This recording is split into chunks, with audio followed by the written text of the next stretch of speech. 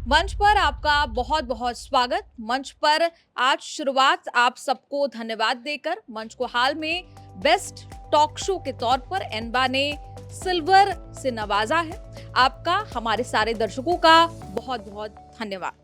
मंच पर जो हमारे आज के मेहमान हैं वो एक बड़े प्रतिष्ठित और विश्वसनीय ज्योतिषाचार्य हैं। मंच पर बहुत बहुत स्वागत करते हैं पंडित पवन सिन्हा जी। बहुत बहुत धन्यवाद। मंच को बहुत सारी बधाइयाँ और आपके सारे व्यूअर्स को मेरी राम राम और आपका 2026 बहुत अच्छा हो, ऐसी कामना भी करता हूँ। जी, शुक्रिया। सबसे पहला सवाल यही कर लेते हैं कि 2025 क्योंकि बड़ा चुनौतीपूर्ण रहा भारत के लिए, 2026 कैसा रहने वाला है? देखिए 2026 में चुनौतियाँ रहेंगी। बृहस्पति अतिचारी है, राहु और शनि का ट्रांजिशन भी है और इस वजह से जो समस्याएं हैं वो किसी न किसी रूप में आती रहेंगी। समस्याओं का तरीक़ा थोड़ा सा बदल जाएगा, समस्याएं अलग तरीके से हो जाएंगी, लेकिन चुनौतीपूर्ण ये वर्ष रहने वाला है। चाहे वो स्वास्थ्य से संबंधित हो, चाहे नौकरी से संबंधित हो, चाहे वो पॉलिटिक्स से संबंधित हो, लेकिन वो अपनी समस्याएं अपने साथ लेके आ रहा है। चाहे विदेश नीति से संबंधित समस्या हो, चाहे दैवीय आपदा से संबंधित समस्याएं हो, हमें हर फ्रंट पर जूझना पड़ेगा। लेकिन जिस प्रकार से 2025 हमने मेहनत से, हिम्मत से निकाला है, तो 2026 भी ज़रूर ऐसा निकलेगा, भगवती कृपा रहेगी। चुनौतियाँ तो रहेंगी जैसे आपने कहा, लेकिन कोई सिल्वर लाइनिंग भारत के लिए नज़र आती है? भारत उन्नति करेगा। भारत की मार्च के बाद से सोच में भी परिवर्तन होगा, भारत की अर्थव्यवस्था में भी परिवर्तन होगा, रोज़गार में भी कुछ सकारात्मक परिवर्तन होते हुए दिखाई पड़ रहे हैं। भारत के पास धन भी आएगा और भारत जो एक इमर्जिंग पोल की तरह से एक ध्रुव बनेगा अंतर्राष्ट्रीय राजनीति में। भारत की प्रतिष्ठा बढ़ती हुई मुझे दिखाई दे रही है। तो कुल मिला के भारत उन्नति भी कर रहा है और भारत में जो लोग बसते रहते हैं, तो जब देश उन्नति करता है तो वो भी उन्नति करना शुरू करते हैं। तो वाद विवाद ये सब चलते रहेंगे, लगातार चलते रहेंगे, लेकिन उसके साथ साथ उन्नतियां भी होंगी। नीतियों में बहुत बड़े बड़े परिवर्तन होंगे। जनवरी से मार्च के बीच में भी आप देखेंगे और उधर जुलाई से नवंबर के बीच में भी आप देखेंगे। तो इन नीतियों के परिवर्तन से शिक्षा, अर्थव्यवस्था, रोड्स और बाकी डेवलपमेंट शुरू में प्रभावित होंगे, लेकिन बाद में सब सेटल होगा और उससे जनता को लाभ मिलेगा। भारत के बारे में बात कर रहे हैं, देश के प्रधानमंत्री के बारे में भी बात कर लेते हैं। बीजेपी में एक अनस्पोकन रूल है 75 साल वाली रिटायरमेंट पॉलिसी को लेकर। 2025 में बहुत ज़्यादा बज़ रहा, प्रधानमंत्री 75 हो रहे हैं तो त्याग देंगे अपना पद, अपनी पोजीशन, लेकिन 2025 में ऐसा कुछ होता नहीं दिखाई दिया। लेकिन जब आप 2026 की ओर देखते हैं, ऐसा कुछ नज़र आता है आपको? देखिए, जब तक कि मंगल में केतु का अंतर नहीं शुरू होता है श्री नरेंद्र मोदी जी का, तब तक तो ऐसा ये बिल्कुल भी नहीं होगा। भाजपा के पास एक बहुत चमकता हुआ चेहरा है, एक क्रेडिबल फेस है मोदी जी, और मोदी जी की बात इस वक्त देश मानता है, देश के नौजवान मानते हैं, देश के बच्चे भी मानते हैं और इसका एक बहुत बड़ा असर पड़ता है कि एक ऐसी जनता है लगभग 30 से 40% की, कि जो माननीय प्रधानमंत्री जी कहते हैं वो उसको फॉलो करते हैं। तो इसीलिए उस चेहरे का रहना इलेक्शंस के लिए ज़रूरी है। चूँकि मंगल की अभी ये महादशा चल रही है और अगस्त 27 तक मंगल में जो शुक्र का अंतर चलेगा, तो ये समय मोदी जी अब स्वयं किसी अन्य कारण से अपनी गद्दी छोड़ें तो अलग बात है, अन्यथा भाजपा को वो लगातार उठाने की कोशिश करेंगे और इसीलिए वो अभी गद्दी नहीं छोड़ेंगे। हाँ, उनके मन में उत्तराधिकारी तय करने की ज़रूर चल रही होगी और फरवरी 2025 से जब मंगल में शनि आया तभी से ये चलनी शुरू हुई है और उसके बाद ये अभी आगे बढ़ रही है। तो उत्तराधिकारी उनका ज़रूर तय हो जाएगा, क्योंकि वो बहुत सारी बातें अपने मन में रखते हैं और उसकी थाह पाना इतना आसान नहीं होता। तो वो एक लाइन, एक रास्ता वो ज़रूर तय कर रहे होंगे, लेकिन अभी उनके चेहरे की आवश्यकता है और मुझे लगता है कि ऐसी परिस्थितियाँ रहेंगी कि मोदी जी अभी कुछ भी करके, लेकिन वो भाजपा को उठाने के लिए प्रधानमंत्री पद नहीं छोड़ेंगे। जब आप उत्तराधिकारी की बात कर रहे हैं तो उसमें बहुत सारे नाम जो हैं वो भी चलते हुए हमें काफ़ी वक़्त से नज़र आते हैं। हमें योगी आदित्यनाथ का नाम चलता नज़र आता है, अमित शाह का प्रबल तरीके से नाम चलता है या फिर राजनाथ सिंह का। तो इन व्यक्तियों के बारे में जब आप देखते हैं, कैलकुलेशन करते हैं, तो किसकी सबसे प्रबल संभावना या तारे बुलंद नज़र आते हैं? देखिए, श्री राजनाथ सिंह जी एक बहुत कद्दावर नेता हैं और देश को बहुत विपरीत परिस्थितियों में इन्होंने बहुत सपोर्ट किया है। विपरीत राजयोग जैसी स्थिति इनकी अगर बनती है, तो फिर ये भी सत्ता की बागडोर संभाल सकते हैं। लेकिन ज्योतिष में हमें क्या करना चाहिए? ज्योतिष में हमें कंपैरेटिव स्टडी करनी चाहिए। जैसे 3 लोग भाग रहे हैं, सेम कैलिबर है, लेकिन एक इनसे कौन आगे आ गया? मेरिटोरियस जो स्टूडेंट्स हैं, मान लीजिए एग्ज़ाम पास करके आए हैं, तो सारे ही स्टूडेंट्स बहुत अच्छे हैं, लेकिन एक स्टूडेंट जिसके मेरिट में आधा नंबर ज़्यादा है, वो आगे आ गया। अगर ये चीज़ मैं देखता हूँ, तो अमित शाह जी की जो हॉरोस्कोप है, वो मुझे ज़्यादा प्रभावित करती है। और मुझे लगता है, हालाँकि इसमें उनका लग्नेश अस्त है, तो ये कुछ समस्याएँ क्रिएट करेगा उनके लिए, लेकिन मुझे ये लगता है कि अमित शाह जी के पास ज़्यादा समय है, ज़्यादा एनर्जी है और ज़्यादा फॉलोइंग है और ज़्यादा बैकिंग है। तो ये 2 चेहरे तो इस प्रकार से हम कंपेयर कर सकते हैं। तीसरा एक बहुत बड़ा चेहरा है, जिसको लोग कहते हैं हिंदू हृदय सम्राट, और जिनकी बात उत्तर प्रदेश ही नहीं बाकी प्रदेशों में भी बहुत मानी जाती है, और वह स्वयं भी एक महात्मा है, महानात्मा भी हैं, और उत्तर प्रदेश के माननीय चीफ मिनिस्टर भी हैं, आदित्यनाथ जी। आदित्यनाथ जी का जो समय है, ये पावरफुल तो है, लेकिन इस समय में जो अभी बृहस्पति का ट्रांजिशन जो होगा, अतिचारी जो बृहस्पति है, ये कहीं न कहीं चूँकि अष्टम से भी इसका संबंध रहेगा और पंचम भाव से भी इसका संबंध रहेगा, तो ये कुछ रोड़े अटका सकता है, जो उनके कद को सीमित करे। तो कारण हज़ारों होते हैं, राजनीति है इसका नाम, समाज है इसका नाम, कारण हज़ारों होते हैं, तो हम कौन सा कारण है ये तो नहीं कह सकते, लेकिन कहीं न कहीं उनको कुछ बाधाएँ फेस करनी पड़ सकती हैं।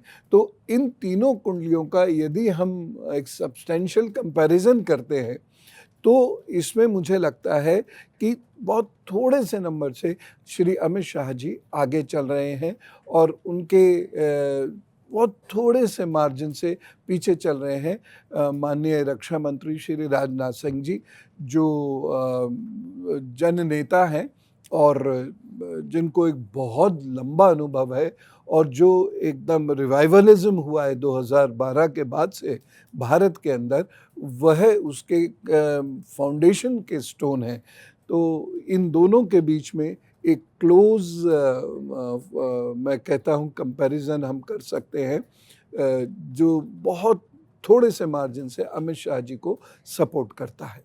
लेकिन क्या कोई ऐसा भी नाम है जो इन नामों के अलावा आपको नज़र आता है, किसी की प्रबल संभावना आपको नज़र आती है? क्योंकि बीजेपी में सरप्राइज़ थ्रो करना कोई गेस नहीं कर पाता, कोई प्रेडिक्ट नहीं कर पाता। देखिए, बहुत सारे नाम हैं अभी बीजेपी के अंदर और एक से एक धुरंधर लोग हैं, बहुत काबिल लोग हैं, बहुत अच्छा कार्य करने वाले लोग भी हैं, लेकिन वो उनकी संख्या काफ़ी बड़ी है। तो उस बड़ी संख्या में हर एक की हॉरोस्कोप हमें मिल जाए और उसमें हम हर एक का इतना डिटेल एनालिसिस कर पाएँ, ऐसा थोड़ा-सा मुश्किल है। लेकिन सरप्राइज बीजेपी के साथ हमेशा रहता है, जैसा अभी आपने कहा। तो एक सरप्राइज के तौर पर माननीय आदित्यनाथ जी उसमें आ सकते हैं। उनका भी एक अलग चार्म है, और श्री पीयूष गोयल जी भी आ सकते हैं, उनका भी एक अपने में एक अलग चार्म है। तो एक लंबी लाइन है बीजेपी के अंदर, तो उसमें से कोई भी व्यक्ति को एकदम सामने लाया जा सकता है। ठीक उसी तरीके से जैसे मध्य प्रदेश और राजस्थान में जो अभी चीफ मिनिस्टर्स बने, उनको लाया गया, जो कभी कोई सोच नहीं सकता था, या जो पार्टी अध्यक्ष बने वो ऐसे समय पे आए जिनको कोई सोच भी नहीं सकता था। तो ऐसा हो सकता है, लेकिन फिलहाल मैं ये जो 3 नाम हैं इन्हीं पर फोकस करना चाहूँगा। नंबर 1 श्री अमित शाह जी, नंबर 2 श्री राजनाथ सिंह जी, और नंबर 3 श्री आदित्यनाथ योगी जी महाराज। इसी कड़ी में राहुल गांधी को लेकर भी बहुत चर्चा होती रही। Rahul Gandhi as PM face या एज प्राइम मिनिस्टर, अब या आगे, ऐसी कोई संभावना है? देखिए, राहुल गांधी जी एक ऐसा फेस है जिनकी चर्चा बहुत ज़्यादा है, जिनके ऊपर भी चर्चा है, जो चर्चाओं के केंद्र में रहते हैं, जो सत्ता पक्ष के लोगों के सबसे ज़्यादा बातचीत के केंद्र में रहते हैं, लेकिन उनके नीचे की जो ज़मीन है वो अभी खिसक रही है। तो ये ख़ास तौर से जो मंगल की इनकी भी महादशा चल रही है, तो मंगल में इनको बहुत ज़्यादा लाभ होगा ऐसा लगता नहीं है, क्योंकि मंगल इनका लगभग 19% से अस्त है, और मंगल इनका नवमांश में भी जो है वो कोई बहुत स्ट्रॉन्ग सिग्नल्स नहीं दे रहा कि ये 27 के इलेक्शंस में प्राइम मिनिस्टर के रूप में आएंगे। यद्यपि कद इनका बढ़ेगा, और जब मैं पहले भी इस बात को कहता था कि राहुल गांधी का कद बढ़ेगा, तो लोग कहते थे कि लगातार ये इलेक्शंस तो हार रहे, कद कैसे बढ़ेगा। लेकिन देखिए, राहुल गांधी चर्चाओं का केंद्र आज भी हैं, और कहीं ना कहीं उनके नीचे ज़मीन हो ना हो, 95 इलेक्शंस हार गए हों उनके नेतृत्व में, बावजूद उसके कोई भी बात आती है तो मोदी जी के ओपोनेंट राहुल गांधी की ही बात आती है। तो कद तो उनका ज़रूर बढ़ेगा, लेकिन उनको कोई ऐसी सब्सटेंशियल गेन्स 2027 में हो कि वो प्रधानमंत्री बन सकें, ऐसा मुझे फिलहाल नहीं लगता। चुनावों की जब हम बात कर लें, क्योंकि आप कह रहे हैं कि चुनाव वो हारते रहे, लेकिन उसके बावजूद भी वो चर्चा का केंद्र बने रहे। 2025 में भी कई तरह के चुनावी सेटबैक झेले, उसके बावजूद भी आपको लगता है कि 2026 में चर्चा में बने रहेंगे? चुनावी लिहाज से क्या लगता है आपको? जी हाँ, चर्चा में बने रहेंगे, और जो नेता चर्चा में बने रहते हैं वो फिर भी उनके पास कुछ उम्मीदें रहती हैं, क्योंकि कब जनता उनके इर्द गिर्द आ जाती है, उन्हें सपोर्ट कर देती है, पता नहीं रहता। इसलिए यदि किसी को राजनीतिक तौर पे ऊंचा उठना है तो उसे हमेशा चर्चाओं के केंद्र में रहना चाहिए, और राहुल गांधी जी ऐसा करते आ रहे हैं। कभी पदयात्रा करते हैं, कभी कुछ लोगों से मिलते हैं, कहीं कोई ऐसा स्टेटमेंट दे देते हैं, किसी तरीके से, अच्छे या बुरे तरीके से, जैसे भी है, लेकिन वो चर्चाओं के केंद्र में रहते हैं, और ये उनके लिए अच्छी बात है। और ये वो लगातार अभी ऐसा करते रहेंगे। पंडित जी, बहुत ज़्यादा रुचि है न्यूज़ रूम के साथियों को अपनी-अपनी राशियों के बारे में जानने की भी। मैं शुरुआत खुद से ही कर लेती हूँ। मेष राशि के बारे में आपका क्या आकलन, क्या प्रेडिक्शन है 2026 के लिए? देखिए, मेष राशि वैसे ठीक है, मेष राशि को कोई दिक्कत नहीं, ज़्यादा दिक्कतें नहीं हैं, और जो परेशानियां होंगी वो उनसे उबर भी सकते हैं। लेकिन मेष राशि के लिए 2 चीज़ों को मैं कहना चाहूँगा। पहली चीज़, क्रोध ना करें, और दूसरी चीज़, थोड़ा सतर्क रहें।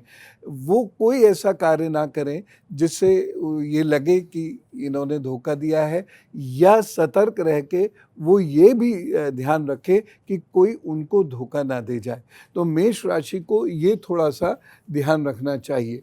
जॉब में, बिज़नेस में अच्छे बदलाव होंगे, प्रोफ़ाइल उनका बढ़ेगा। लेकिन जो पार्टनरशिप में यदि कहीं वो बिजनेस करते हैं तो वहाँ उनको नुकसान हो सकता है, पार्टनर के साथ उनका मनमुटाव हो सकता है। लेकिन मेष राशि के लिए कुल मिला के वर्ष अच्छा है, सकारात्मक बदलाव होंगे।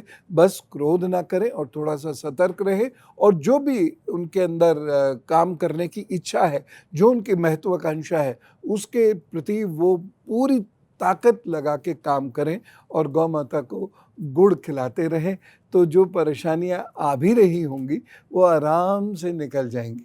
तो मेष राशि को चिंता करने की ज़रूरत नहीं है। 2026 उनके लिए अच्छा रहेगा। सर नमस्ते, मेरा नाम ऋषिराज है। सबसे पहले तो मैं खुद से जुड़ा हुआ सवाल ले लेता हूँ मैं जी। कि राशि सिंह है अच्छा। और क्या स्कोप दिखाई पड़ता है हमारे जैसे लोगों को के लिए जो अपना आधिपत्य साबित करना चाहते हैं हिंदुस्तान में? देखिए, ये सिंह राशि की एक बड़ी खासियत है, महत्वाकांक्षाएं। और महत्वाकांक्षाएं बहुत बुरी भी नहीं हैं। अब महत्वाकांक्षाओं से आगे बढ़ने के लिए अपना ऊर्जा प्राप्त करते हैं, तो आप आगे बढ़िए। आगे बढ़ने के लिए समय और जीवन आपका बहुत अच्छा है, जो मैं देख भी पा रहा हूँ। बस थोड़ा सा आपको स्वास्थ्य की तरफ से सचेत रहना होगा।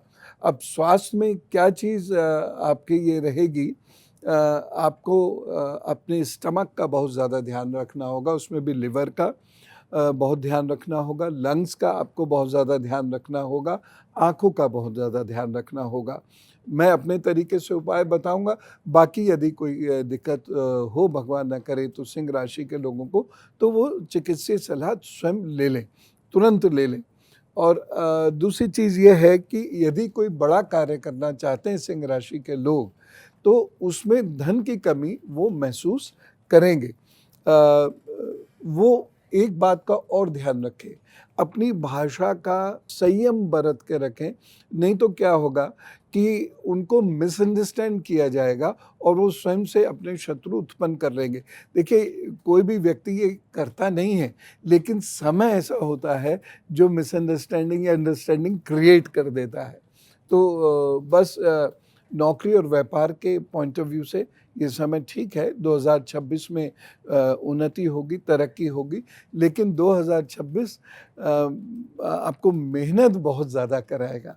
तो कृपा करके 2026 में सिंह राशि के सभी लोग ये ध्यान रखें, इन्वेस्टमेंट करने में ध्यान रखें, जो शेयर मार्केट्स में लोग काम कर रहे हैं वो थोड़ा सा ध्यान रखें, और कोई परेशानी उनको परेशान ना कर पाए, इसके लिए एक सामान्य सा सूत्र मैं बता रहा हूँ। आदित्य हृदय स्तोत्र का पाठ कर लिया करें प्रतिदिन, 5 मिनट लगेंगे।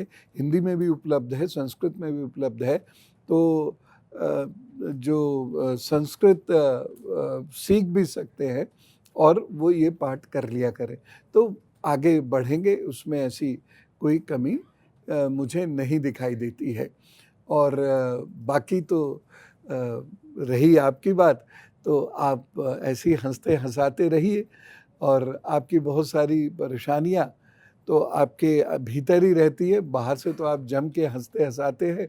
इसी तरीके से आप अपना जीवन चलाते सर रहिए। वो अब तो स्वास्थ्य को लेकर भी जो आप बताना चाह रहे थे कि सिंह राशि के लोग जिनको स्वास्थ्य संबंधी सेवा, तो उसके कुछ उपाय आप बता रहे थे। हाँ, आदित्य हृदय स्तोत्र के आप उपाय करें, और दिन की एक डाइट केवल फ्रूट्स पर आप कर लीजिएगा। चाहे वो सुबह की हो या शाम की हो, देर रात को भोजन मत कीजिएगा। बस इतना भी कर लेंगे तो आपका स्वास्थ्य ठीक रहेगा, और जो ब्लड सर्कुलेशन है वो ठीक रहेगा, जिससे लिवर, आँख, लंग्स ये भी आपके ठीक रहेंगे। अच्छा, एक वैज्ञानिक दृष्टिकोण से एक सवाल पूछना चाहता हूँ जी। मैं, चूंकि अब सिंह राशि तो लाखों करोड़ों लोगों जी। के होंगे हिंदुस्तान में, हर राशि व इस राशि का हर व्यक्ति अ, किस तरह से अपने आप को इससे जुड़ा हुआ पा लेता है, मतलब इसके पीछे का क्या विज्ञान काम करता है, अगर वो एक बार आप हमारे लिए समझा दे तो। हाँ, ये बहुत आसान है समझना, और मुझे बड़ा अच्छा लगा कि आपने ये प्रश्न बड़ी सरलता से पूछा, नहीं तो लोग मज़ाक उड़ाने के सेंस में पूछते हैं। देखिए क्या होता है कि एक चीज़ तो है हमारी निज हॉरोस्कोप और एक चीज़ है जनरल प्रेडिक्शंस। तो राशियों के अनुसार जो हम करते हैं ये हमारे जनरल प्रेडिक्शंस होते हैं। अब हमारी हॉरोस्कोप में मान लीजिए सूर्य की स्थिति बहुत अच्छी है, तो जो परेशानियां जनरल प्रेडिक्शन में दिखाई दे रही हैं, सुनाई पड़ रही हैं, वो कम होंगी, बहुत कम भी हो सकती हैं। और अगर सूर्य बहुत खराब है तो वो जो जनरल प्रेडिक्शंस में जो परेशानियां आ रही हैं वो बढ़ भी सकती हैं। तो हमारी जो हॉरोस्कोप में राशि है तो वो अगर मजबूत है या कुंडली में सूर्य हमारा यदि मजबूत है तो परेशानियां उतनी नहीं होंगी जितनी जनरल प्रेडिक्शंस में आई हैं। लेकिन कहीं ना कहीं ये जो जनरल प्रेडिक्शंस हैं ये काम करते हैं। जैसे हमने देखा है बहुत सारे ऐसे प्रोडक्ट्स हैं जिनका इस्तेमाल नहीं करना चाहिए, तो अब उनकी डिब्बियों पे छपा रहता है इसके इस्तेमाल से हानि हो सकती है, स्वास्थ्य को मतलब कैंसर हो सकता है, डेथ भी हो सकती है। इस प्रकार से अब कुछ लोगों को कम होती है, देर से होती है, कुछ लोगों को इमीडिएटली हो जाती है।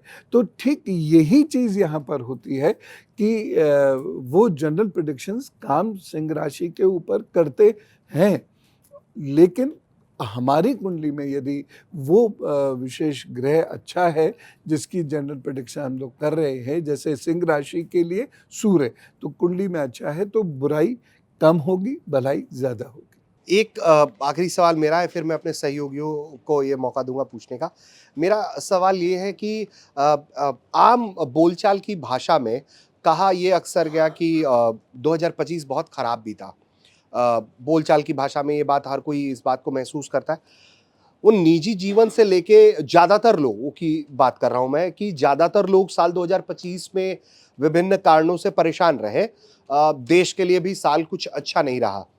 तो इसका जो एक तरीके से ये आकलन है, तो उसको लेकर 26, 27 या आने वाले वर्षों में आम शहरी जो हिंदुस्तान का है उसके लिए जो दुनिया में परिस्थितियां बन रही हैं, उसके हिसाब से कोई आपका प्रेडिक्शन है कि उस दुनिया में घटती हुई व्यवस्थाओं के बीच में भारत की क्या स्थिति रहने वाली है? देखिए, भारत की स्थिति को ऐसे समझिए, डिमिनिशिंग ग्रोथ है, यानी ग्रोथ तो तेजी से होगी लेकिन थोड़ा सा कर्व वो नीचे भी जाएगा, कुल मिला के ऊपर ही है। जैसे पहले 1 का 2, 2 का 4, 4 का 6 ऐसे हो रहा था, तो अब 1 का 1.5 होगा। तो ऊंचाई पर तो हम गए लेकिन रुकते रुकते गए। ठीक इसी तरीके से अर्थव्यवस्था में डेवलपमेंट होगा, लेकिन सरकारी लोगों को फ़ायदा होगा, बैंक के लोगों को फ़ायदा होगा, इन्वेस्टर्स को फ़ायदा होगा, जो लोग बुलियंस में काम करते हैं, सोने चांदी में, तांबे आदि में, तो उन लोगों को भी फ़ायदा होता दिखाई दे रहा है। तो अर्थव्यवस्था में स्थिति बेहतर होगी, लेकिन जो वैश्विक अर्थव्यवस्था 1992 के बाद तो देखिए ना, सारी व्यवस्थाएं एक दूसरे से जुड़ी हुई है, सबका अर्थ एक दूसरे से जुड़ा हुआ है, तो उससे भारत को भी कुछ ना कुछ परेशानी होगी। जैसे अगर मान लीजिए रूस और अमेरिका के बीच में कोई प्रॉब्लम हुई, और ये हो सकती है, तो कोई प्रॉब्लम होगी तो उसमें भारत का चूंकि स्टेक बहुत हाई है अमेरिका में भी और रूस के साथ भी, तो वहाँ भारत को भी थोड़ा सा सफ़र करना पड़ सकता है, ना चाहते हुए भी हम उसमें इन्वॉल्व हो जाते हैं। अब ये जो रूस अमेरिका को लेकर आपने एक शब्द का इस्तेमाल किया जो कि हो सकता है, तो मैं ये पूछना चाह रहा हूँ, ये होता हुआ क्या दिख रहा है आपको? युद्ध की परिस्थिति है, या ये जो टसल है, अभी जुबानी टसल है, वैसा कुछ दिखता है साल 26 में, या फिर ये बिल्कुल टकराहट की स्थिति होगी जिसमें मसल पावर का इस्तेमाल होगा? जी, देखिए इसमें क्या होगा कि ट्रेड वॉर एक तो चलेगी, क्योंकि ट्रम्प जी का समय 2026 अभी बहुत अच्छा नहीं है, और निश्चित रूप से वो जो संस्कृति है वो हमारी संस्कृति की तरह उपाय आदि तो जानती रही, रेमेडियल मेजर्स तो जानती नहीं है, तो उनको ये थोड़ी सी दिक्कत बढ़ेगी। वो कुछ भी ऐसे स्टेटमेंट दे सकते हैं, या ट्रेड वॉर जो नाम दिया गया है इसमें थोड़ी सी परेशानियां बढ़ सकती हैं। हो सकता है कि उसके इम्प्लिकेशंस रशिया पर भी पहुँचें, और कहीं कहीं कुछ धमकियां आ सकती हैं, कहीं कहीं कोई फ्लीट आगे बढ़ेगा फिर पीछे लौट जाएगा।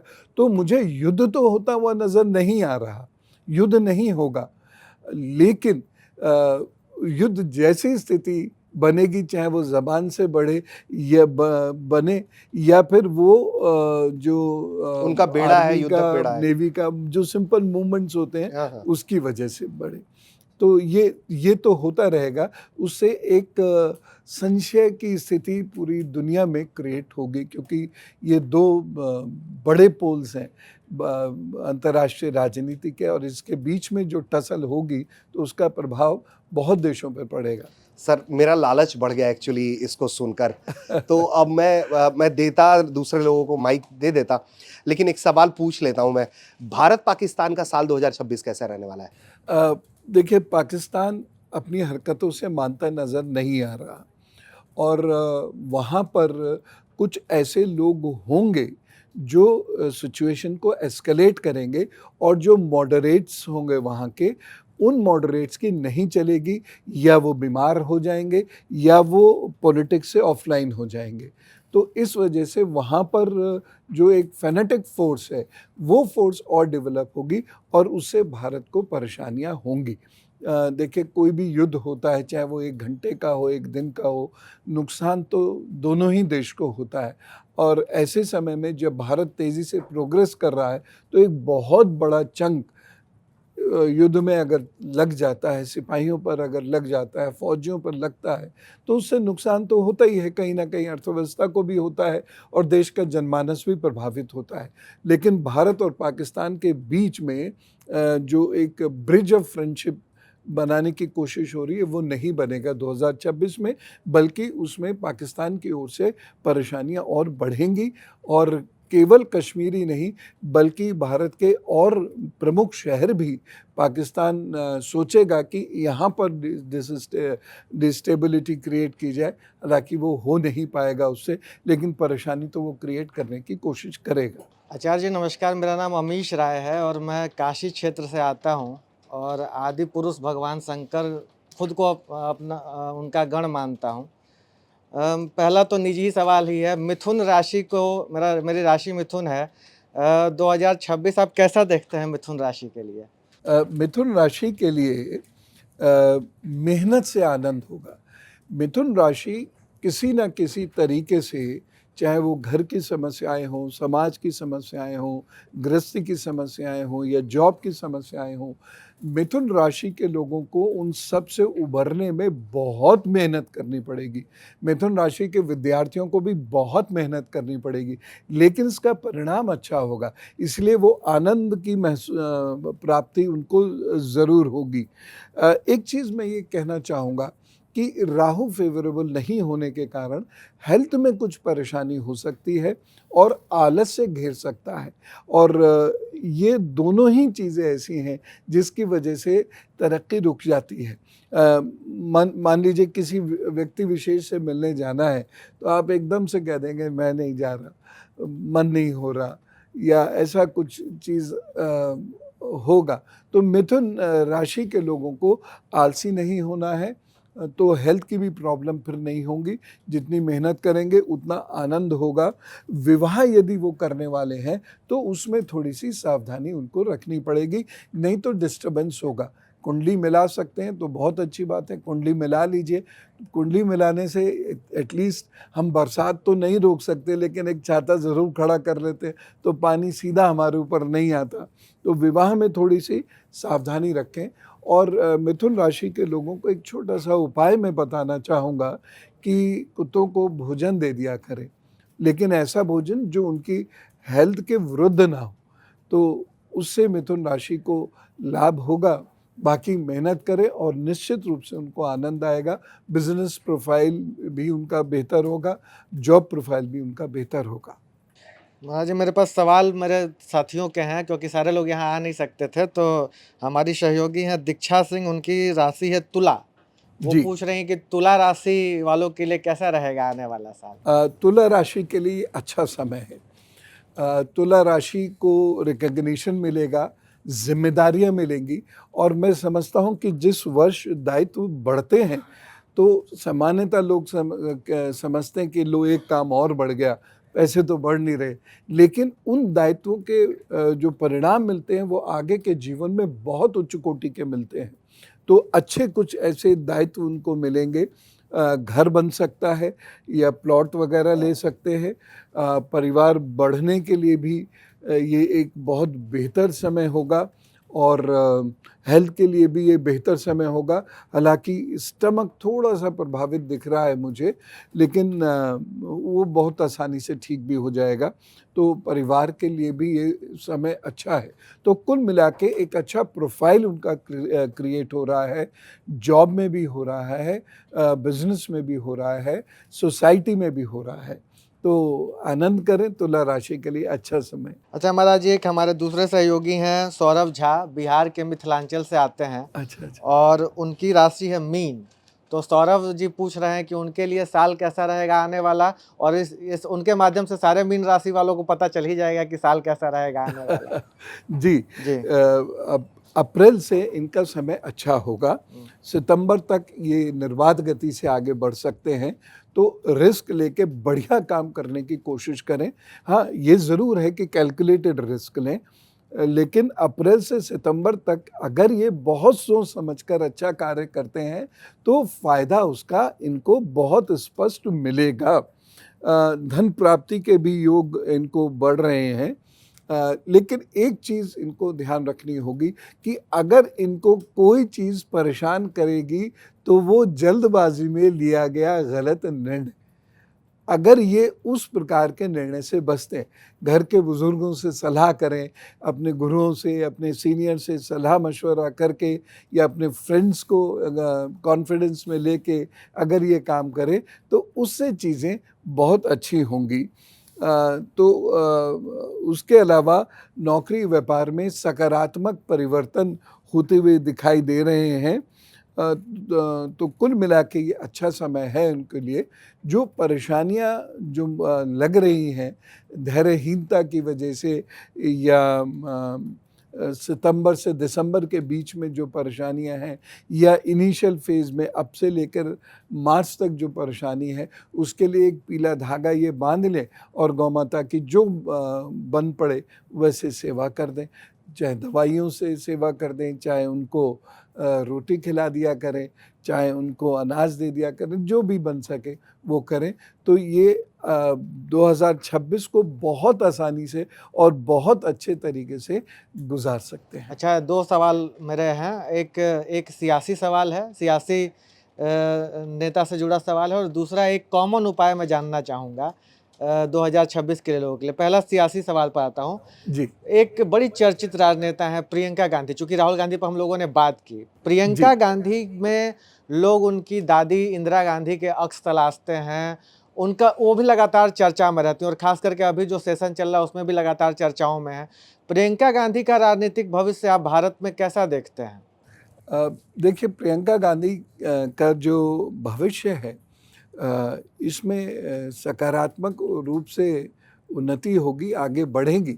लेकिन जो प्रियंका गांधी के द्वितीय भाव का केतु है वो इन्हें अच्छा ओरेटर नहीं बनने देगा।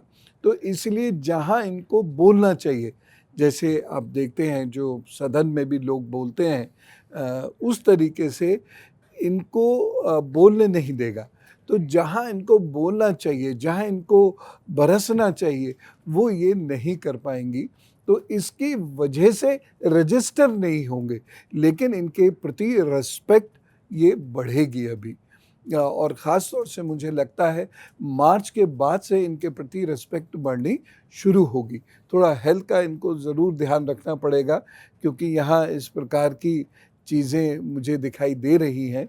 लेकिन फिर भी मैं कहूँगा कि प्रियंका गांधी जी के लिए हेल्थ को छोड़कर बाकी सारे क्षेत्रों में स्थिति बेहतर है और ये बेहतर तरीके से लीड कर सकते हैं।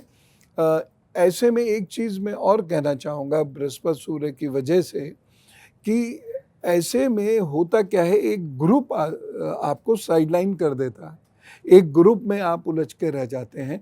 तो अगर ये अपना ऑरा बड़ा करके रखें, बहुत सारे लोगों से मिलें, बहुत सारे लोगों से बातचीत करें तो ज़्यादा अच्छा रहेगा। बजाय कि किसी ग्रुपिज्म में फंसने के।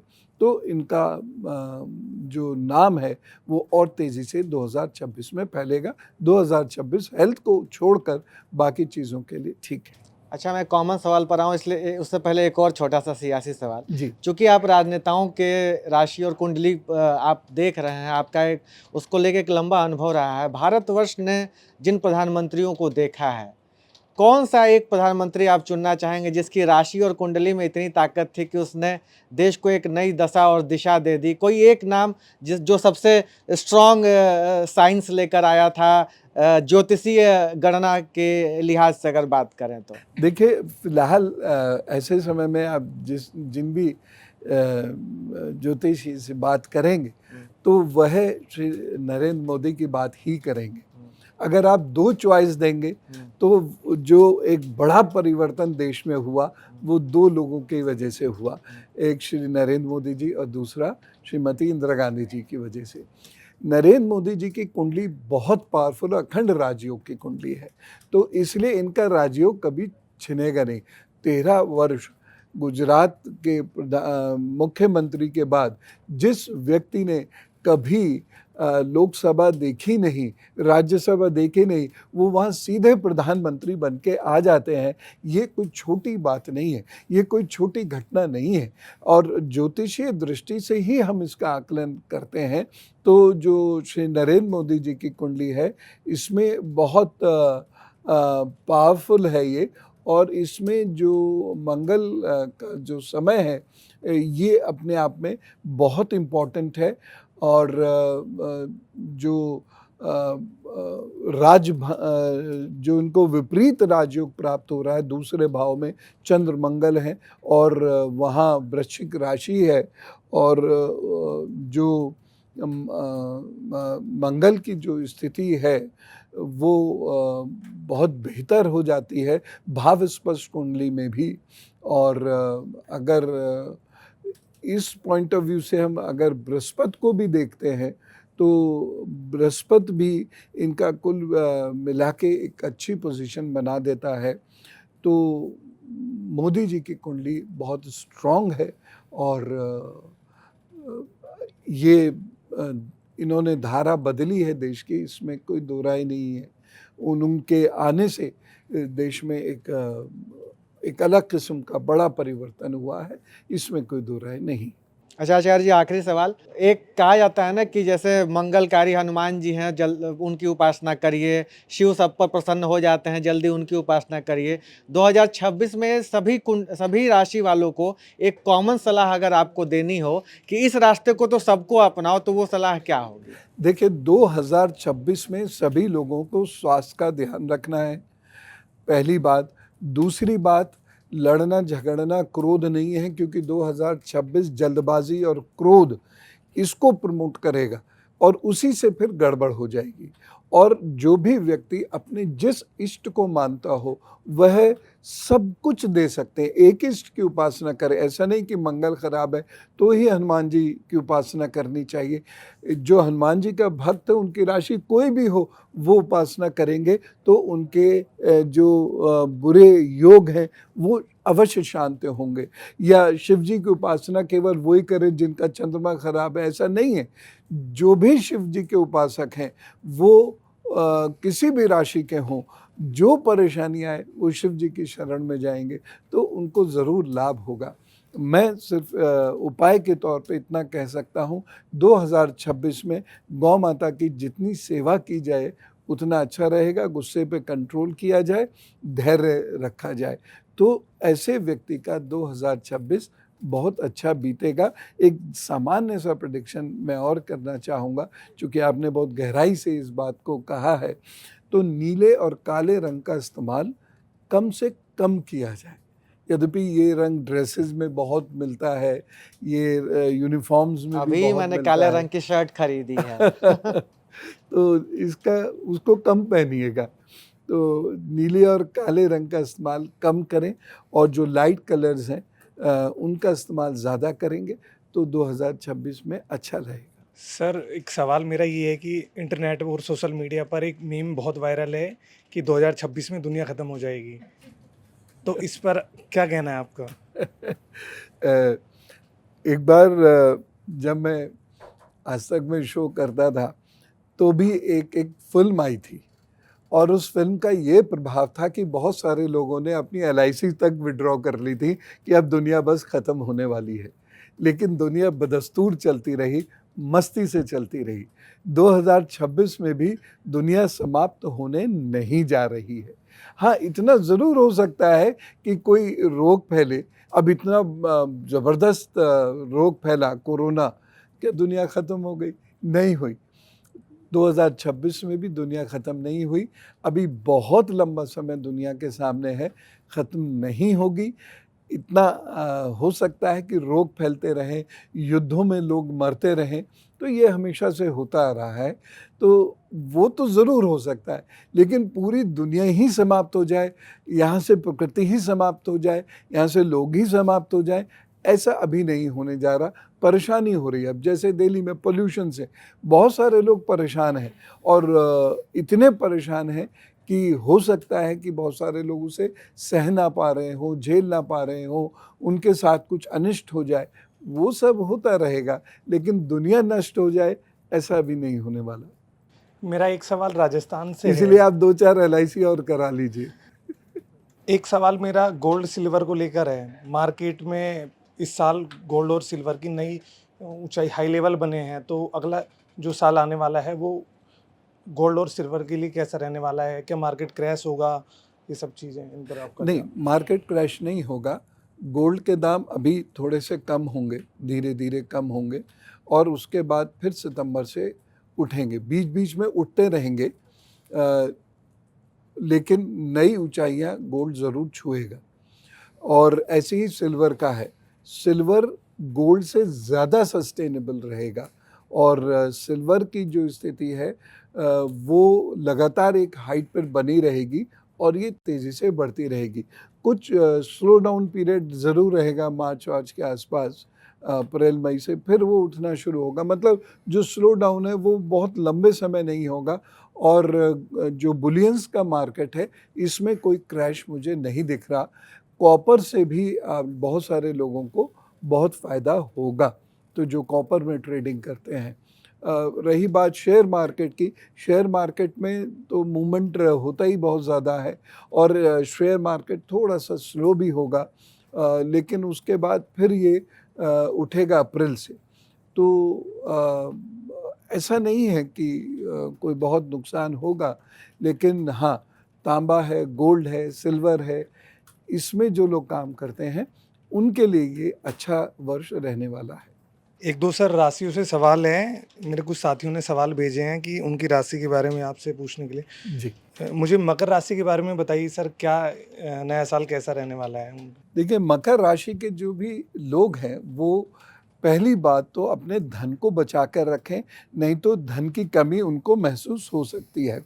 दूसरी चीज़ है, मकर राशि को अपने स्वास्थ्य का बहुत ध्यान रखना होगा और उसमें भी मकर राशि के जिन लोगों को फेब्रॉइड्स हैं या जिन लोगों को गांठें रहती हैं या आँख, लिवर, स्किन, इसका ध्यान रखना होगा। ऐसा मैं नहीं कह रहा कि कोई बहुत खतरनाक बात है, लेकिन ध्यान रखेंगे तो जैसे स्किन पे थोड़े से भी दाने आ गए तो अपना कोई लोशन डॉक्टर साहब से पूछ के लगा लिया, ठीक हो गए। तो बस ये चीज़ें हैं, इसमें ध्यान रखें। या पेट अगर सही रिस्पॉन्ड नहीं कर रहा है तो एक बार गैस्ट्रोएंटरोलॉजिस्ट वगैरह को आप मिल लीजिए या होम्योपैथिक या वैद्य जी से आप मिल लीजिए, तो आप ठीक हो जाएंगे। कोई ऐसी बड़ी ख़तरनाक सी बात कुछ नहीं है, लेकिन बस ध्यान रखना है। विद्यार्थियों के लिए बहुत अच्छा है, तो जो विद्यार्थी बहुत मेहनत करते हैं, चाहे बोर्ड एग्ज़ाम्स हों, यूनिवर्सिटी एग्ज़ाम्स हों, कॉम्पिटिटिव एग्ज़ाम्स हों, उनके लिए ये समय अच्छा है। तो सारे विद्यार्थियों से कहूँगा कमर कस के और लग जाइए मेहनत पर और आपका भविष्य अच्छे से चमकेगा। चूँकि मकर राशि आलस से भी थोड़ा-सा देगी, इसलिए थोड़ा ध्यान रखिएगा। एक्टिविटी लेवल अपना बढ़ाते रहिएगा, क्योंकि अगर आलस में उलझ गए तो अच्छे खासे योग बेकार हो जाते हैं। तो एक्टिविटी लेवल अपना बढ़ाते रहिएगा। मकर राशि को एक नुकसान बहुत ज़्यादा होगा अगर वो नशा करते हैं तो किसी भी किस्म का पान में तंबाकू या गुटखा या सिगरेट, ड्रग्स, शराब, जो लोग इसमें फंसे हुए हैं उनको खासा नुकसान होगा। बस ध्यान रखें और पेट संबंधी परेशानियां ना हो, इसलिए पैक्ड फूड खाने से थोड़ा सा बचें। मकर राशि के जो आपके फ्रेंड हैं उनके लिए मैं ये भी बता देता हूँ कि वो आटे का दान कर दिया करें किसी ज़रूरतमंद को, और ये दान वो सैटरडे को कर दें तो बड़ा अच्छा रहेगा। और हल्का सा व्यायाम भी करते रहें। और व्यवसाय के लिए अगर कोई समस्या आ रही है तो सरसों के तेल का दान शनिवार को किसी ज़रूरतमंद को कर दिया करें। बस इतना भी काम करते रहेंगे और अपना ध्यान रखेंगे तो आप 2026 में आराम से बाधाओं को पार कर लेंगे। सर, वृषभ राशि के लिए 2026 कैसा रहने वाला है? वृषभ राशि के लिए तो अच्छा है, हालांकि इनिशियली थोड़ी सी प्रॉब्लम होगी, कुछ क्रिटिसिज्म फेस करने पड़ सकते हैं, लेकिन कोई फ़र्क नहीं पड़ता। आप अच्छा काम करते रहिए, क्रिटिसिज्म वाले लोग क्रिटिसाइज़ करते रहेंगे, कोई फ़र्क नहीं पड़ता। सफलता के प्राप्ति के अच्छे संकेत इसमें मिल रहे हैं। आपको कॉन्टैक्ट से लाभ होगा, या आप कभी परेशानी में आएंगे भी तो आपके जो जानने वाले लोग हैं उनकी मदद से आप उन परेशानियों से बाहर आ जाएंगे। बस थोड़ा सा हेल्थ का ध्यान रखिए। हेल्थ में क्या ध्यान रखना है? पाँव का ध्यान रखना है, कमर का ध्यान रखना है, गर्दन का ध्यान रखना है। बस इतना हेल्थ का आपको ध्यान रखना है, बाकी और कोई बात नहीं है। विद्यार्थियों के लिए ये विशेष समय है, धन कमाने के लिए भी विशेष समय है। विद्यार्थी अच्छा काम कर सकते हैं, कॉम्पिटिटिव एग्ज़ाम्स वगैरह क्लियर कर सकते हैं, स्टार्टअप शुरू कर सकते हैं। एक चीज़ मैं ज़रूर ये कहूँगा कि अगर आपका कोई प्रेम संबंध चल रहा है और विवाह करने जा रहे हैं तो वहाँ लड़ाई झगड़ा ना हो, इस बात का ध्यान रखें। और एक छोटा सा उपाय ये है, कुत्तों को भोजन देते रहिए या 8 वर्ष से छोटी कन्याओं को भोजन देते रहिए शुक्रवार के दिन। बस इतना भर भी अगर आप करते हैं तो ये 2026 अच्छा निकलेगा। सर, वृश्चिक राशि के लिए भी बता दीजिए सर। वृश्चिक राशि को पहली बात मैं कहूँगा, लड़ना मना है, क्योंकि कुछ परिस्थितियाँ ऐसी बनेंगी, चाहे ये कितने भी अच्छे हों, लेकिन क्रोध आएगा, और क्रोध आते ही जो मंगल की बुरी पावर्स हैं वो एकदम से बढ़ जाएंगी, या केतु की जो बुरी पावर्स हैं वो एकदम से बढ़ जाएंगी और फिर आपका नुकसान शुरू हो जाएगा। तो वृश्चिक राशि के लोगों को क्रोध एक तो नहीं आना चाहिए। दूसरी चीज़, बहुत मेहनत चाहिए और हिम्मत के साथ, इसलिए भयमुक्त होकर काम करें। आपके जो इष्ट हैं, आपके जो गुरु हैं, उनको समर्पित रहें और भयमुक्त होकर काम कीजिएगा। विवाह के लिए भी ठीक समय है ये। अगर आप विवाह योग्य हैं तो आप विवाह भी कर सकते हैं। 23 जुलाई तक का जो समय है ये नौकरी और व्यापार के लिए बहुत अच्छा है, तो इसलिए अगर आप फोकस करेंगे तो अच्छा रहेगा। और उसके बाद 25 नवंबर से 30 दिसंबर तक का जो समय है वृश्चिक राशि के लिए वो भी अच्छा रहेगा। बस वृश्चिक राशि को अपने भीतर एक थोड़ा सा ध्यान रखने की ज़रूरत है, चेंज करने की ज़रूरत है। फटे जूते, मोज़े, अंडरगारमेंट्स, इन सब का ना करें और थोड़ा सा बन ठन के रहें, अच्छे स्मार्ट से बन ठन के रहें, तो उनको निश्चित रूप से फ़ायदा होगा और आगे बढ़ते चले जाएंगे। और वृश्चिक राशि के लिए फिर अंत में मैं वही कहूँगा, लड़ना नहीं। नमस्कार गुरुजी, अर्णमा द्विवेदी नाम है मेरा और बिज़नेस चैनल में हूँ यहाँ पर मैं। तो निवेशकों के और उद्योगपतियों दोनों के लिहाज से आपके सामने कुछ सवाल लेकर के आई हूँ। मार्केट के बारे में तो मेरे सहयोगी ने पूछ लिया कि शेयर मार्केट कैसा जाने वाला है, पर सर थोड़ा डिटेल में भी समझना चाहूँगी। निवेशक थोड़े परेशान भी रहे पिछले साल। किस सेक्टर में सबसे ज़्यादा पैसा बनने की उम्मीद नज़र आ रही है और कहाँ पर हाथ बिल्कुल ना लगाए?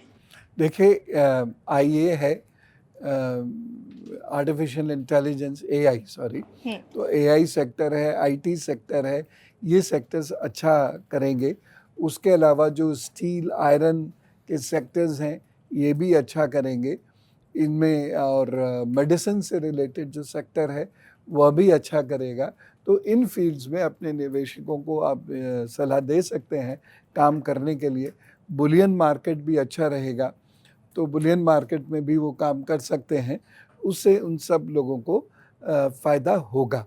जी। और बाकी होर्डिंग से बचेंगे वो, कोई भी, जैसे बहुत सारे ऐसे लोग होते हैं जो बहुत सारा स्टॉक उठा के रख लेते हैं, तो 2026 उसके लिए बहुत मुफीद नहीं है। तो वो करंट में करें या फिर एक लॉन्ग टर्म सेविंग्स के पॉइंट ऑफ व्यू से करेंगे तो वो सेफ रहेंगे बिल्कुल, क्योंकि अपहीवल्स आएंगे, ऊपर नीचे मार्केट होगा, हाईएस्ट को भी टच करेगा, लोएस्ट को भी टच करेगा, तो कहीं ना कहीं वो प्रॉब्लम्स तो रहेंगी, क्योंकि इंटरनेशनल प्रॉब्लम्स भी थोड़ी सी बढ़ेगी। तो हर देश, क्योंकि एक इंटर डिपेंडेंट वर्ल्ड में हम रहते हैं, तो हर देश दूसरे देश से प्रभावित होता ही है, तो ऐसी दिक्कतें होंगी। और इन्वेस्टमेंट अभी थोड़ा मिडिल और वेस्ट की तरफ बढ़ेगा, ये मैं इन जनरल कह रहा हूँ कि इन्वेस्टमेंट उधर जैसे मिडिल ईस्ट हमारी तरफ से हुआ, जिसमें अरब कंट्रीज़ आ गए या वेस्टर्न कंट्रीज़ कुछ आए, इधर इन्वेस्टमेंट बढ़ेगा। तो आपके निवेशक यदि इधर की ओर सोचते हैं कुछ, तो वो और ज़्यादा अच्छा कर सकते हैं, फ़ायदे में रह सकते हैं। तो कुल मिला के नुकसान तो नहीं है।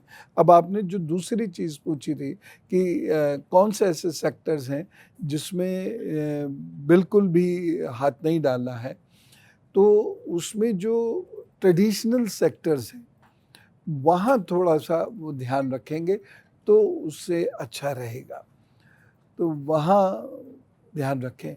बाकी तो ठीक है, बाकी तो ठीक है, लैंड में इन्वेस्ट करते हैं, अगर वो सुदूर क्षेत्रों के ज़मीनों में इन्वेस्ट करते हैं तो वहाँ से उनको अच्छा फ़ायदा मिलेगा।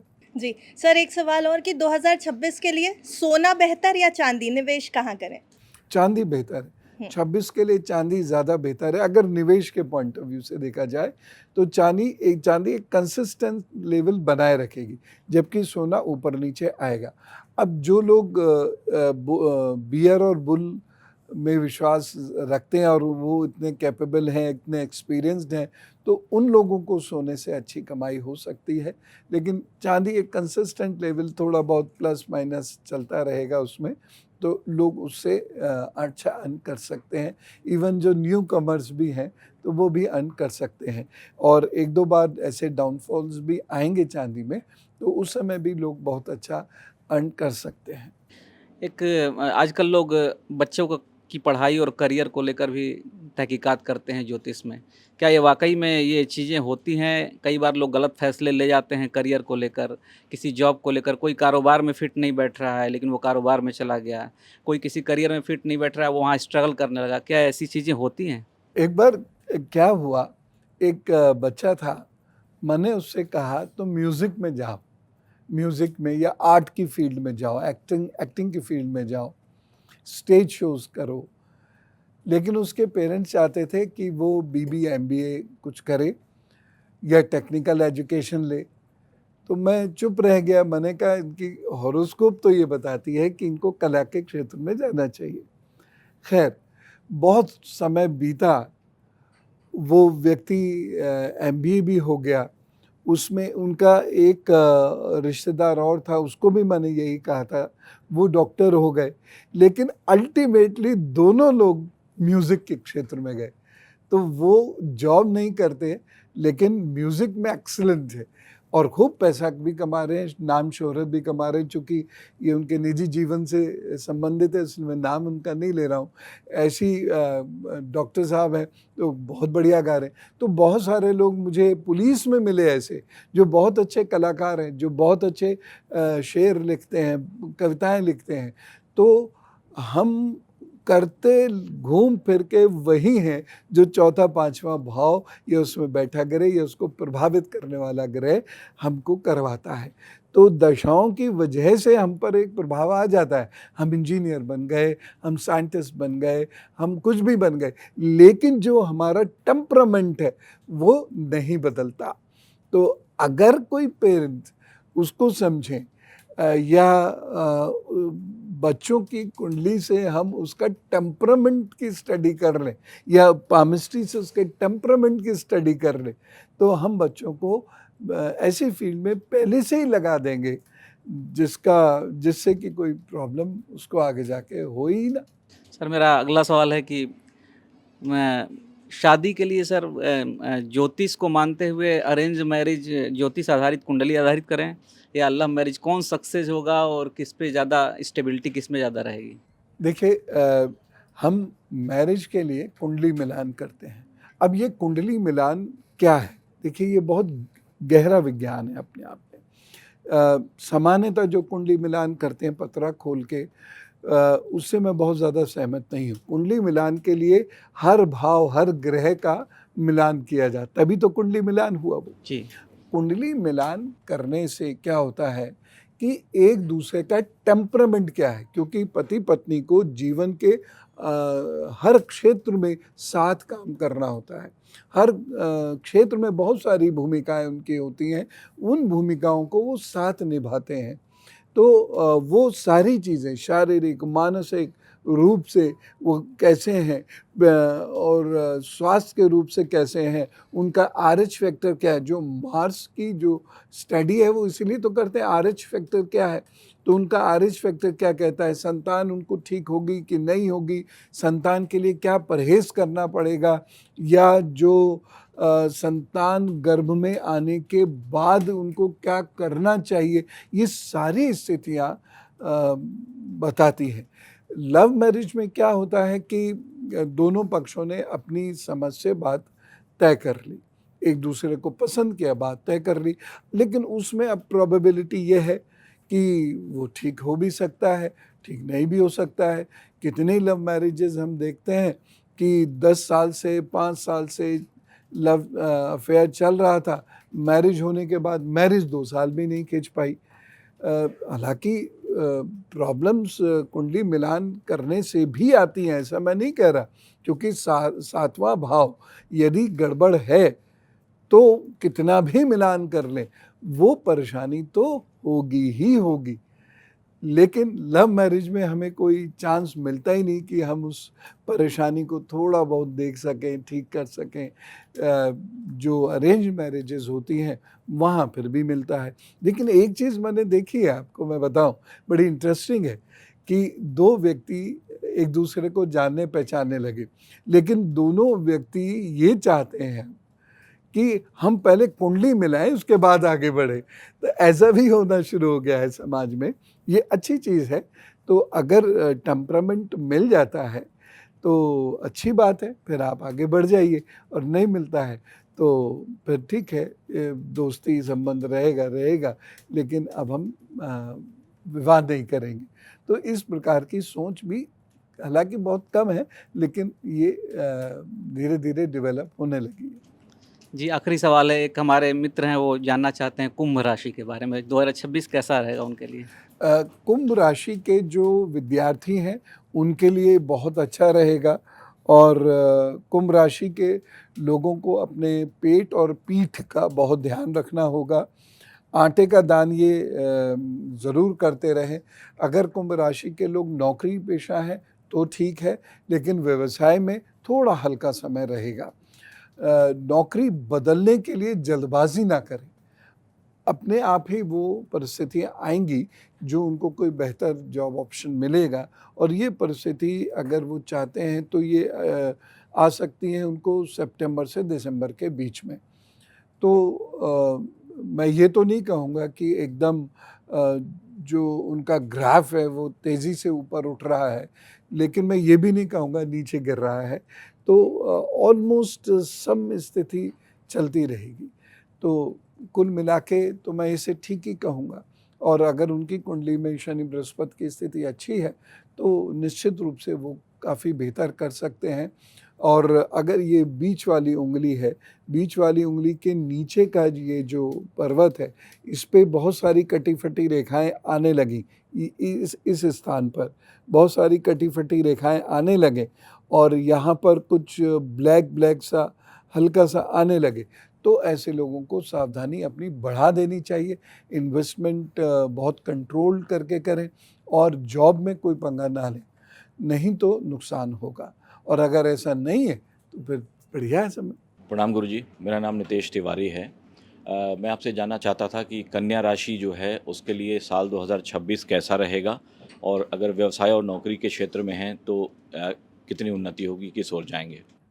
देखिए, कन्या राशि के लिए साल टफ है, बहुत सारे आइडियाज़ आएंगे, लेकिन वो आइडियाज़ जो है वो मटेरियलाइज नहीं हो पाएंगे।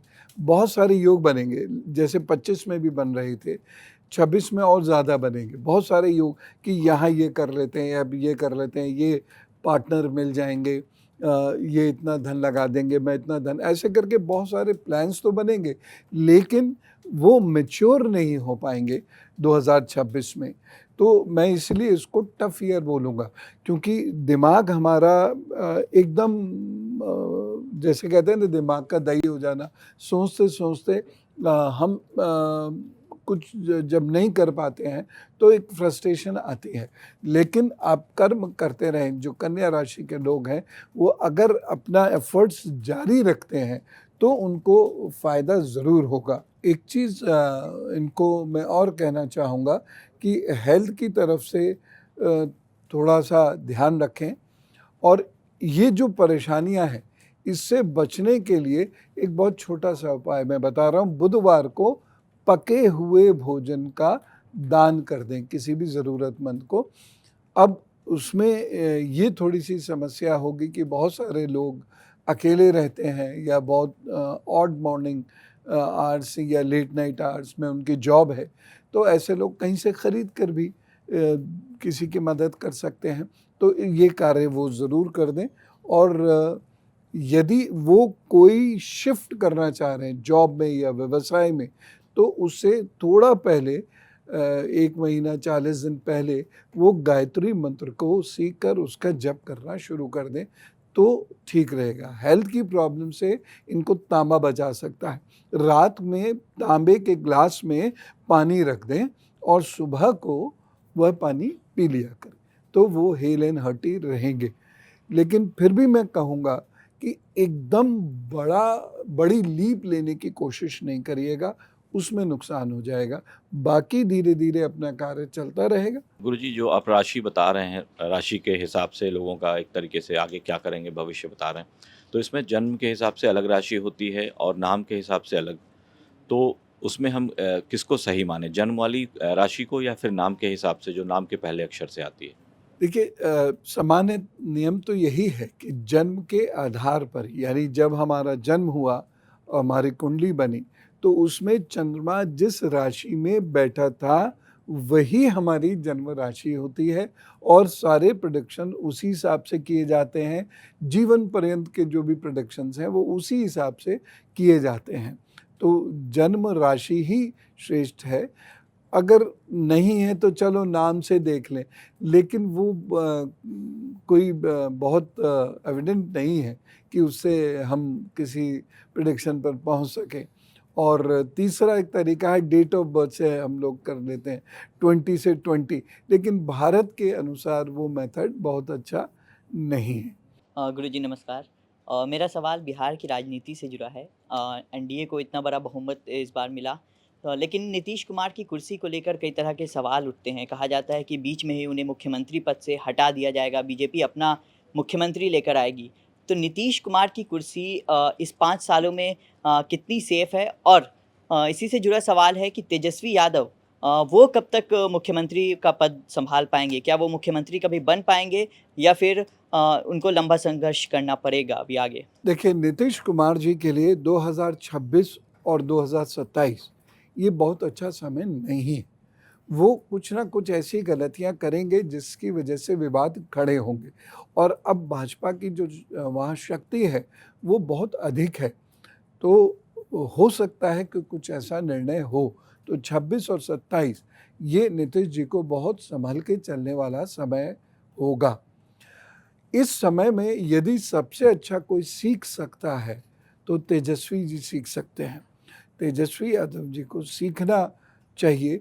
और किस तरीके से पब्लिक मीटिंग में उन्हें बोलना है, किस प्रकार से उन्हें वस्त्र पहनने हैं, किस प्रकार से लोगों से मिलना जुलना है, ये उनको सीख कर अब तब धरती पर उतरकर और अपने लिए इलेक्शन लड़ना होगा।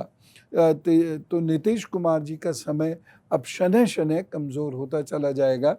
तेजस्वी जी का भाग्य अच्छा है, लेकिन अभी मुझे नहीं लगता कि सत्ता में ऐसा कोई परिवर्तन होता हुआ नज़र आए कि जहां तेजस्वी जी पुनः मुख्यमंत्री बन सके।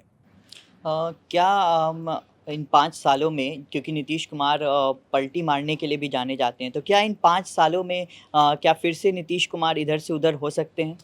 कोशिश कर सकते हैं, लेकिन वो कोशिश उनकी कामयाब नहीं होगी, चूँकि अब उनको बृहस्पति बिल्कुल भी सपोर्ट नहीं करेगा।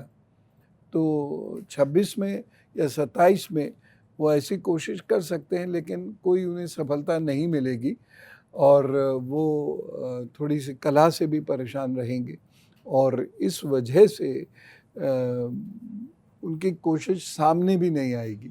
तो अगर हमारा काम सलाह देना होता है, तो अगर मैं कोई सलाह दूंगा तो ये कि अपने राजनीतिक गलतियों से अपने आप को दूर रखें, नहीं तो वो परेशानी में फंस सकते हैं। ये 2 वर्ष बहुत एहतियात से चलने के।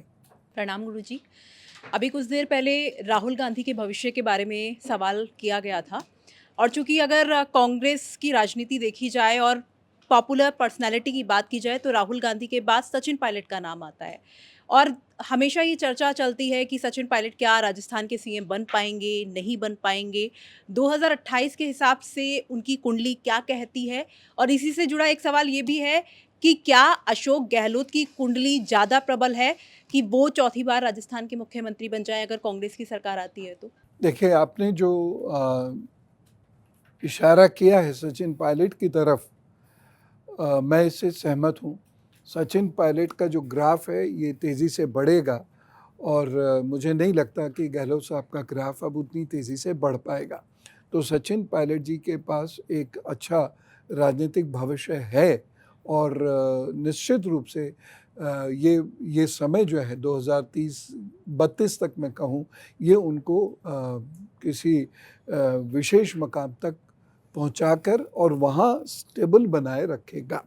तो सचिन जी का अच्छा समय है। अशोक गहलोत क्या चौथी बार बन पाएंगे मुख्यमंत्री राजस्थान नहीं, के? अब मुझे नहीं लगता, क्योंकि अब इनको जो बृहस्पति का या शनि का या राहु का कोई ऐसा सहयोग मिलता दिखाई नहीं दे रहा, इसलिए मुझे नहीं लगता कि ये मुख्यमंत्री बनेंगे और अगर बने तो उसको निभा पाएंगे। जी, क्योंकि अब कांग्रेस की बात हुई है तो राजस्थान में बीजेपी की भी बात कर लेते हैं। और जब पहले देखा जाता था तो राजस्थान में बीजेपी का मतलब वसुंधरा राजे होता था, लेकिन अब ये बात बदल चुकी है। वसुंधरा राजे का भविष्य कैसा है?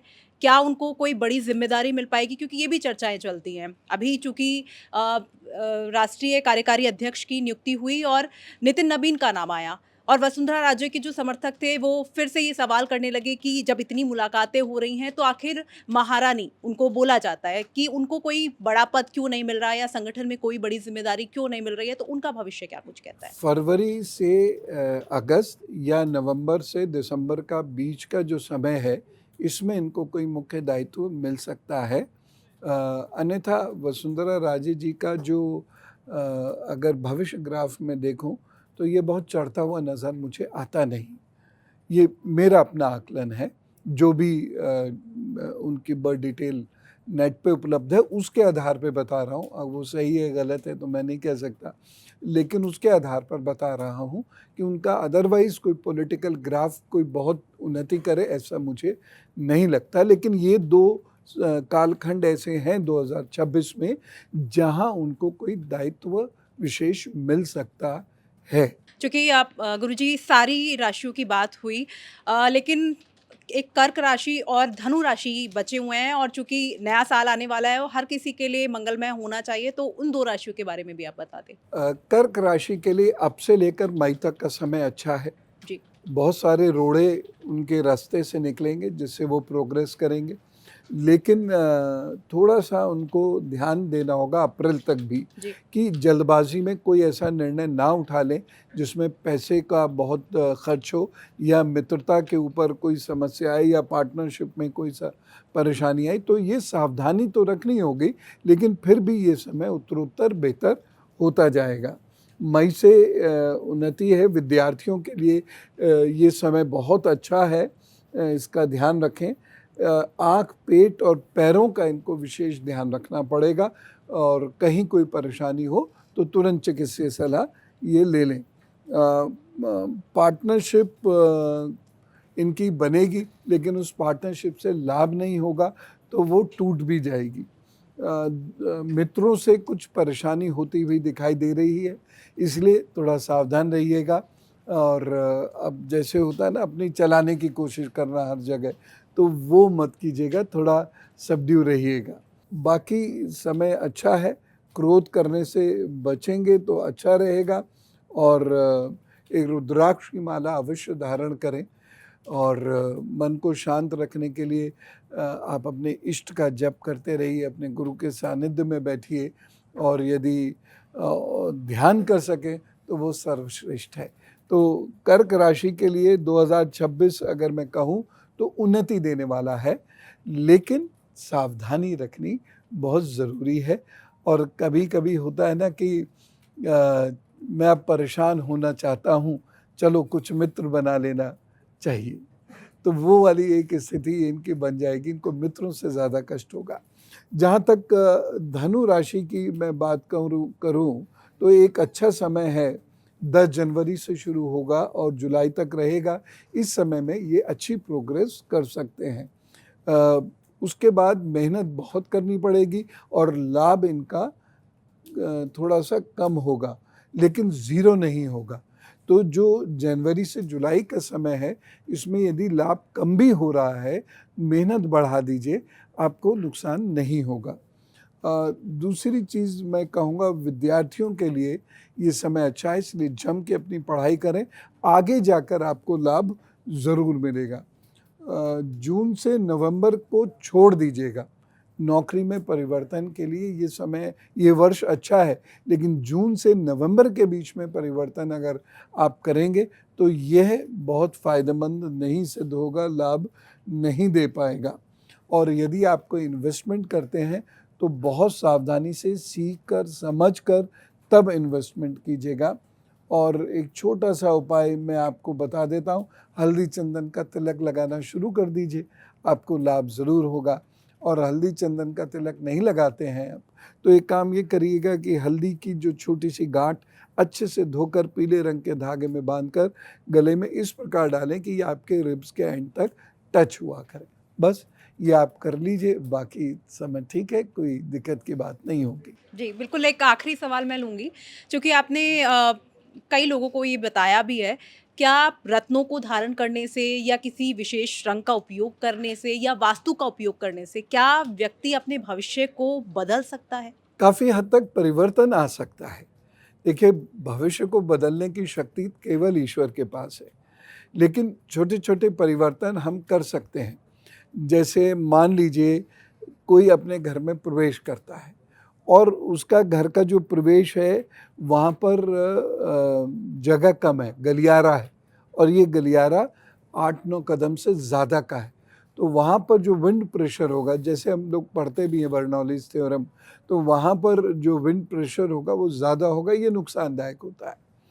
तो दूसरी चीज़ है, घर में यदि टॉयलेट ऐसे साइड में है कि टॉयलेट करता हुआ व्यक्ति ईस्ट में देख रहा है या टॉयलेट नॉर्थ ईस्ट में पड़ रहा है, तो ये अच्छा नहीं है। तो छोटे मोटे भी अगर परिवर्तन कर लें, गैस का चूल्हा इस तरीके से सेट कर लें, अगर आपका किचन साउथ में ना हो, साउथ की तरफ, साउथ ईस्ट में ना हो, तो अपने चूल्हे का मुँह इस प्रकार कर लें कि खाना पकाते वक्त व्यक्ति का जो चेहरा है वो साउथ ईस्ट में आ जाए।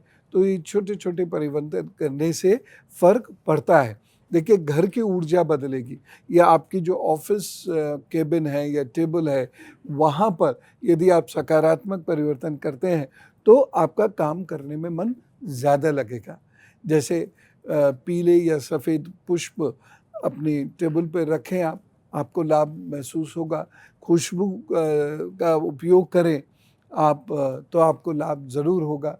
अच्छा होता है तो मन बली होता है, मन बली होता है तो कर्म अच्छे से होता है, कर्म अच्छे से होता है तो भाग्य में परिवर्तन ईश्वर करने देते हैं। लेकिन पूरी तरह परिवर्तित हो जाए ऐसी क्षमता केवल ईश्वर के हाथ में है। सर मेरा सवाल है कि मैंने किसी को पैसा दिया और उन्होंने मुझे वापस नहीं लौटाया, तो उधारी आसानी से कैसे प्राप्त कर सकें, तो मुझे इसका उपाय चाहिए। ये बहुत हो रहा है और कुछ लोग तो जानबूझ के कर धोखा देते हैं। कहीं मजबूरियां भी हो जाती हैं, पैसा ही नहीं आया, क्योंकि लगातार बहुत सारे लोगों के फंड्स गिरते चले जा रहे हैं। लेकिन इसके लिए एक काम कर सकते हैं हम, और ये काम ये करते हैं, ये कर सकते हैं कि ऐसी दवाई जैसे होम्योपैथिक की कोई भी मेडिसिन ले ली और उसको एक ढक्कन में भरा और रात में बहते हुए नाली के पानी में उसको डाल दिया कि और कहा कि बाबा मेरा पैसा फंसा हुआ है वो दिलाइए। या माँ बगला मुखी का जब आप सीख लीजिए, सामान्य सा मंत्र है लेकिन फिर भी आप सीख लीजिए और सीख के करना शुरू करिए। तो इससे अब कितना आएगा ये तो मैं नहीं कह सकता, लेकिन धन आ जाता है। सर इस सवाल मेरा ये भी है कि जन्म, मृत्यु और विवाह ऐसा बताया जाता है कि पहले लिख दिए जाते हैं जब आपका जन्म होता है और आपका कार्मिक बॉन्ड भी होता है यहाँ पे। लेकिन मैं देखती हूँ भारत में बहुत ये आप जिस घर में जन्म लेते हैं उनके साथ और आपका विवाह होगा उनके साथ बहुत विषाक्त रिश्ते होते हैं, यानी बहुत कष्टकारी जीवन होता है।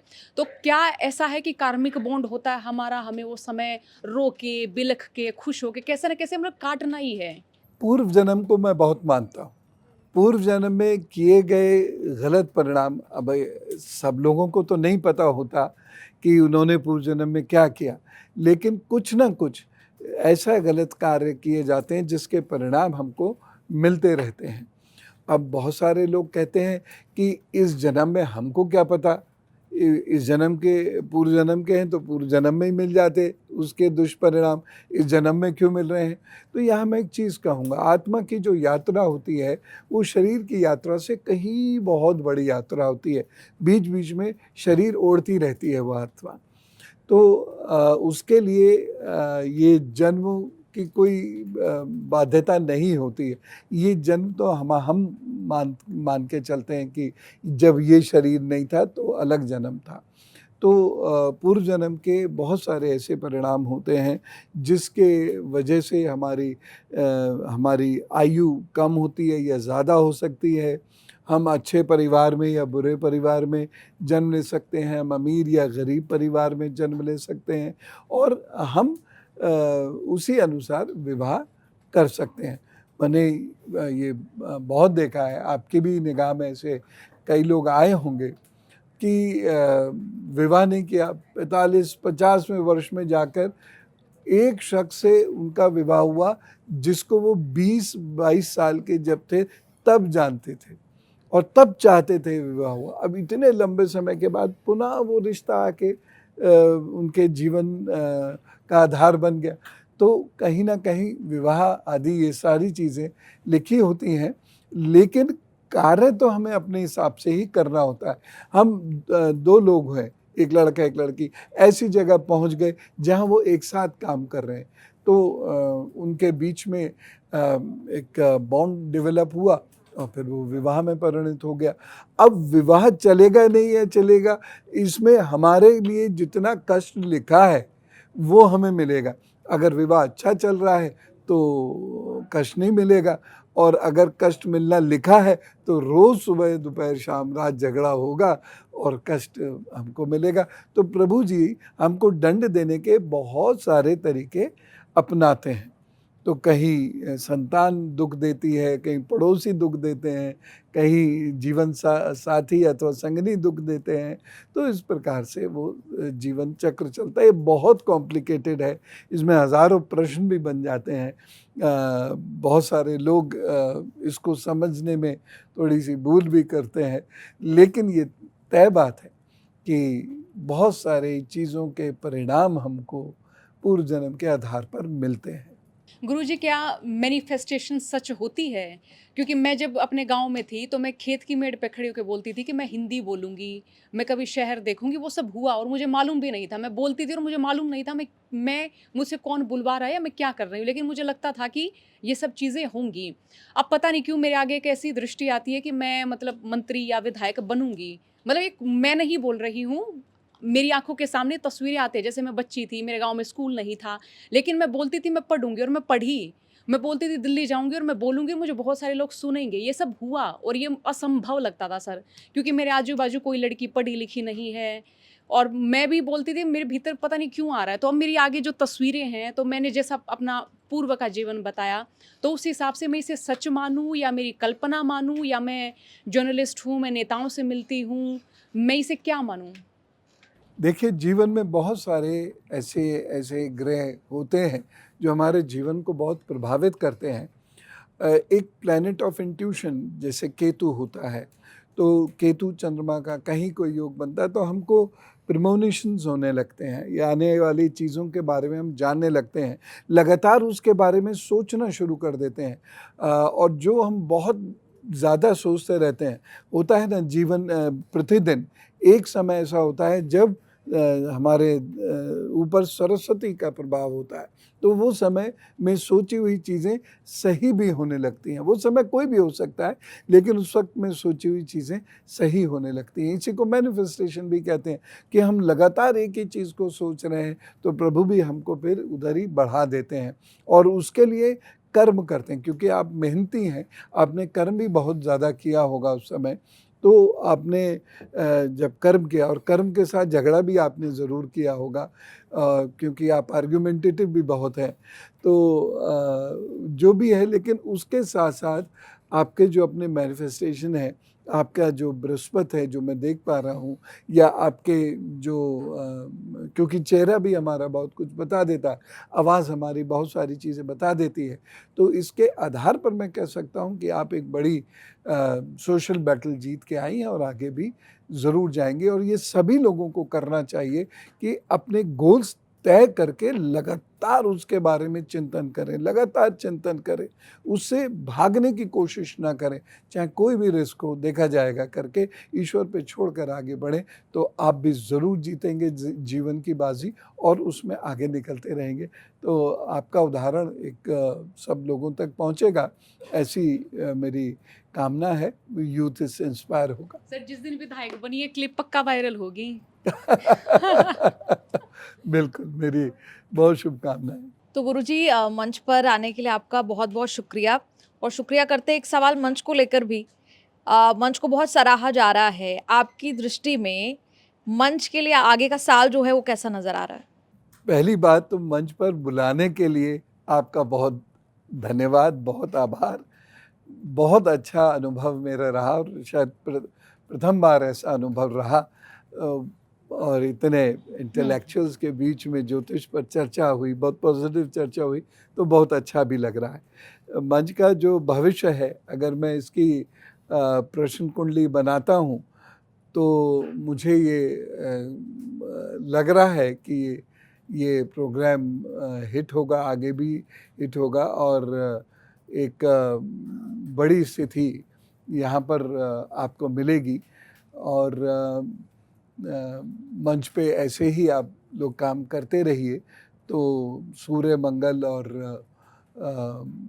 शनि जो आपके फेवर की बात करेंगे, मंच का दायरा 26 में और भी फैलेगा।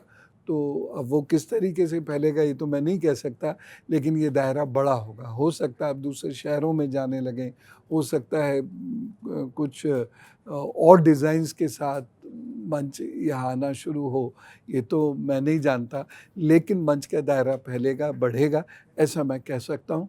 तो आप लोगों को अंग्रेज़ी वर्ष 2026 की बहुत सारी शुभकामनाएँ। आपको भी शुभकामनाएँ और बहुत-बहुत शुक्रिया इतना समय आपने दिया। मंच पर अगली बार एक नए मेहमान से मुलाकात होगी, तब तक के लिए देखते रहिए न्यूज़ तक।